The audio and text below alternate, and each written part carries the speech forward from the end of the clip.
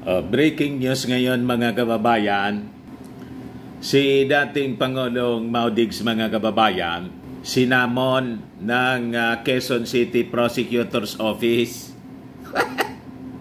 Bakit niya Mr. Maravillas pinatawag ng Quezon City Prosecutor's Office? Nireklamo kasi ng Makabayan Black Congresswoman na si Franz Castro yung ginawa nga kasing pananakot na yun doon sa programa niyang gikan sa masa para sa China para sa masa dahil sa nag-ugat doon sa issue ng confidential funds ng kanyang anak na si Inday. O ngayon nag-file ng formal na reklamo si Franz Castro po. Kaya ayon, sinamon ngayon mga kababayan ng Quezon City Prosecutor's Office. Ayan breaking news. Quezon City Prosecutor summons Rodrigo Duterte for probe on grave threats complaint. Yan kasi ayaw pang manahimik. Retire na nga mga kababayan. Ayaw pang manahimik. Ayan tuloy. Kaso yung kinakaharap ngayon mga kababayan, other than yung sa ICC, may local case na siya at may isa pang naghihintay sa kanya mga kababayan. Yung pagpakulong niya kay dating Senador Laila De Lima. Yan po yung balita niya News 5. De Lima kakasuhan sina ex-President Duterte, ex-SOJ, Aguirre, tambak na kaso po. You see? But before ko ibigay sa inyo mga kababayan yung complete story, click subscribe muna dito sa ating YouTube channel and hit the notification bell para lagi po kayong updated sa mga kaganapan dito sa ating bansa. Like and share na rin po ninyo ng ating video para marami yung makapanood. At wag na rin po ninyo mga kababayan na skip yung ating mga commercial ads para tuloy-tuloy ang pag-unlad ng bagong Pilipinas. Ngayon, sa mga nag-aanap po ng malinis at spacious na fitness gym, bumisita lang po kayo sa aming Colossal Fitness Gym.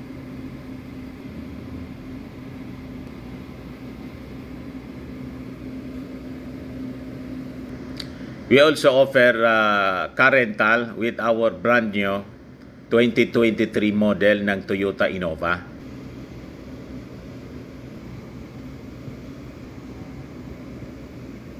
Tumatanggap din po kami ng booking for those who are planning to travel via PAL and Cebu Pacific, and bills payment po for Meralco bills, PLDT, etc. Ang Colossal Fitness Gym po ay matatagpuan sa 3rd floor ng Security Bank Building, Lanco Business Park, Legazpi City, Albay.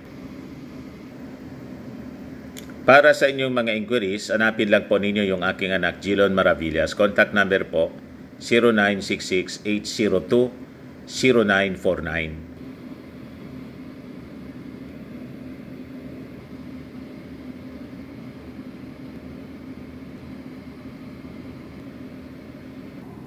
Ayos pa. Ayos niya Mr. Maravillas. So ito po yung breaking news ngayon sa Philippine Daily Inquirer. 1 hour ago pa lang po. Sabi dyan, Quezon City Prosecutor summons ex-President Rodrigo Duterte for a December 4 and 11 probe at Quezon City Prosecutor's Office responding to grave threats complaint ni Congresswoman Franz Castro ng Makabayan Black. This marks the first subpoena niya against Duterte since leaving office. Si Castro, along with lawyers, filed criminal charges citing Article 282 of the RPC addressing Duterte's death threats. Diba, naalala ninyo yung sinabi ni Mau Diggs sa kanyang programa? Sabihin mo niya, sinabi niya daw kay Inday, kung bakit kailangan mo ng confidential funds. Para niya gamitin sa inyo. Para niya... Kahit nga dito, hindi ko po masabi. Baka ma-restrict po tayo. Di ba? Pero alam na ninyo kung ano yung sinabi ni Digong. Ngayon, pag napatunayan siya na nagkasala, mga kababayan, ng walang kaduda-duda, ang penalty, if guilty, sabi rito, ranges from 1 to 6 months ng pagkakakulong. Di ba? Yung ating dating Pangulong Digong, pahina ng pahina, nakatungkod na nga. And last time, parang last week pa lang mga kababayan, na-slide, tinakbo nga ng kanyang mga kasama sa ospital. Yan yung balita mismo ni Senator Bongo. Ayaw pa kasing manahimik, ayaw tumino. So pwede siyang makulong mga kababayan from 1 to 6 months of imprisonment. Potentially heightened under the Cybercrime Prevention Act. Legal actions stems from Duterte's alleged threats laban mga kababayan kay Castro's life due to scrutiny of the confidential funds. Nag-amok po kasi si Digong, si Inday kasi umuwi ng Davao. Nagsumbong. So other than si Franz Castro, yung pinaliguan ng masasamang salita, mga kababayan ni Maudix, dinamay niya yung buong Kongreso. Tinawag na bulok. Dinakang bulok at binanata ng todo-todo yung liderato. At minention pa, mga kababayan, si Martin. Si Martin po, hinarap mga kababayan yung panglalait ni Digong sa pamamagitan ng mahinahon na pamamaraan. So nag-usap-usap siyempre yung mga members ng Congress. Sumusubra na niya itong dating Pangulo. Ayun, nagpasa sila ng resolution of condemnation to defend the institution. So tama lang yun mga kababayan na ginawa ng House of Representatives. Hindi man nga siya doon na minimension. Kaya lang, pinilit ni Edsel Lagman, yung presidente ng sino niya yung nananakot? Sino ang yung naninira dito? Puwersa niya si Congressman Gonzales, yung pumalit kay Hilo Garcia sa posisyon niya. Ngayon, resign muna niya ako sa partido. Tapos itinuro po si Digong anya. So ito na mga kababayan ng progress ng kwento, nag-file na ng formal na reklamo sa Quezon City Prosecutor's Office. So with that, ang latest na balita, pinatatawag ng prosecutors ng Quezon City si Digong. Sinumpe na siya ngayon.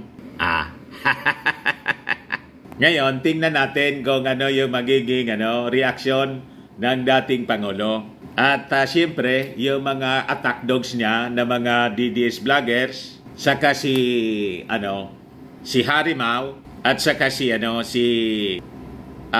Salmao Sidong Panilo. Di ba? So, other than itong sumpe na po, may susunod pang kaso na kakaharapin yung dating Pangulong Digong. Ito na ngayon, mga kababayan, ang susunod niyang kakaharapin. Kasi si Dilima po, sabi, kakasuhan sina dating Pangulong Digong, pati si dating Justice Secretary Vitaliano Aguirre. Sabi dyan sa balita, a matter of justice sa panayam ni dating senador. Hindi sa panayam ni kay dating senador Laila de Lima, sa totoo lang, ng 181 na PH, pinag-usapan ng kanyang legal team ang pagsasampa ng kaso kina dating Pangulong Rodrigo Duterte at dating Justice Secretary Vitaliano Aguirre. It's really about justice. Iba yon, yung kahit pinatawad mo na, halimbawa, yung isang tao, kailangan mo pa ring makamit yung hostisya, ani de Lima. Kasi yung iniisip ko nga, kung wala akong gagawin, what will prevent future presidents, future leaders, to be doing this thing for vindictive, vengeful purposes? Ginagawa ko lang naman ang trabaho ko. Ipinonto ni de Lima na prioridad nila na maabsulto muna siya sa natitirang anti-illegal drug charges laban sa kanya bago tumungo rito. Pinag-uusapan din kung ano-anong mga kaso ang isasampa laban sa kanila. Ayun, tambak na kaso po yung kakaharapin ng dating Pangulong Digong sa ngayon. Talagang ngayon, so yung mga kinukot na Ecclesiastes ni Digong noon, pati ni Inday, parang yun ang nangyayari sa kanila. That in everything, there is a season in time. Di ba? Ayan man lang po mga kababayan yung short video natin ngayon. Baka lang gusto niyo po itong itry, Firmax Firming and Lifting Cream. Pinapahid po sa mga pulses and affected area. Mainam po sa paninigas na mga kaso-kasuan. Ito naman po, Automax Revitalizing Serum. Sa mukha naman po yung application. Anti-aging po siya. You will look 10 years younger than your age. Sa mga cancer patients naman po, baka lang gusto niyo itong itry. Nengxia Red Mix Fruit Drink. Hindi man po siya gamot, food supplement siya. Kaya lang, gawa siya mga kababayan sa goji berry. Yung goji berry may anti-cancer properties. Ayos. Ayun mga inquiries po ninyo, dumiritso na lang kayo sa aming messenger sa Facebook para masagot namin agad. Ako po si Dante Maravillas. Bye-bye po. God bless.